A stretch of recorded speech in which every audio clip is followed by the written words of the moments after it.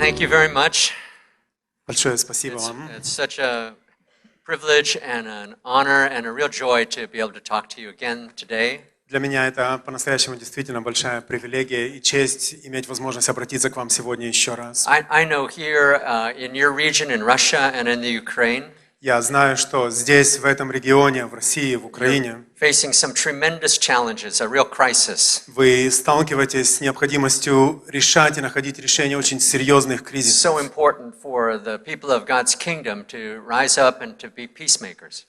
В то время, когда для народа Божьего становится особенно важным стать и быть теми, кто является миротворцем.